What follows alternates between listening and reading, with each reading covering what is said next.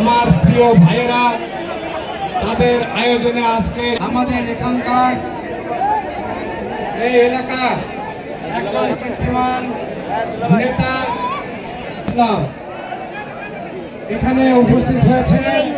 গোবিন্দগঞ্জ থেকে বিএনপি এবং অঙ্গ সহযোগী সংগঠনের এবং ইউনিয়ন পর্যায়ের বিভিন্ন পর্যায়ে আমার প্রাণপ্রিয় নেতৃবৃন্দ, গোবিন্দগঞ্জের অধিবাসী কিন্তু জীবন জীবিকার জন্য এখানে এসে তারা কর্ম করছেন।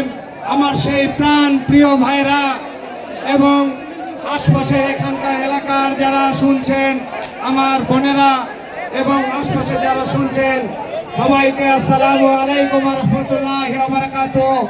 অন্যান্য ধর্মের ভাইদের আমি আদাব এবং আন্তরিক। বিএনপির ভারপ্রাপ্ত চেয়ারম্যান জনাব তারেক রহমান নির্দেশ দিয়েছেন এবারের ইফতার মাহফিল হবে অঞ্চল নয়, কেন্দ্রীয় পর্যায়ে নয়, জেলা এবং উপজেলা পর্যায়ে নয়, এটা গ্রাম ভিত্তিক, ওয়ার্ড ভিত্তিক, ইউনিয়নের যারা ওয়ার্ড আছে আপনাদের মহানগরীতে বা জেলায় বা পৌরসভায় যে ওয়ার্ডগুলো আছে সেই ওয়ার্ডের বিভিন্ন জায়গায় নির্বাহী কমিটির পক্ষ থেকে বিএনপির চেয়ারপারসন, সাবেক 4 বারের প্রধানমন্ত্রী, আপসহীন দেশনেত্রী বেগম খালেদা জিয়ার পক্ষ থেকে এবং বিএনপির ভারপ্রাপ্ত চেয়ারম্যান জনাব তারেক রহমানের পক্ষ থেকে ধন্যবাদ এবং কৃতজ্ঞতা জানাচ্ছি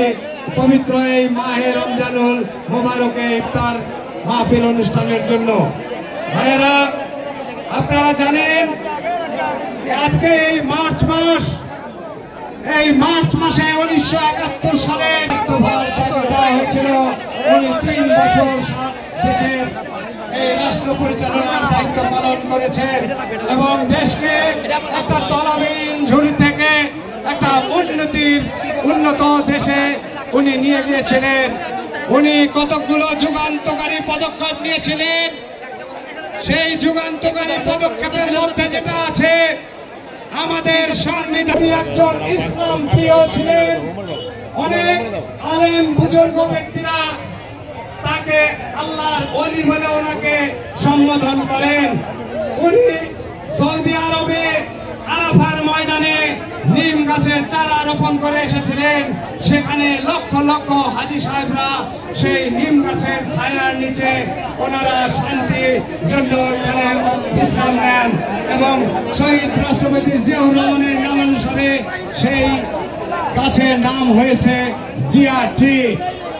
আমাদের দেশ থেকে যারা হজ ব্রত পালন করতে যারা এই নেতা আমাদের শহীদ রাষ্ট্রপতি জিয়াউর রহমানের রুহের মাগফিরাত কামনা করছি এবং সবাইকে অনুরোধ করব আপনাদের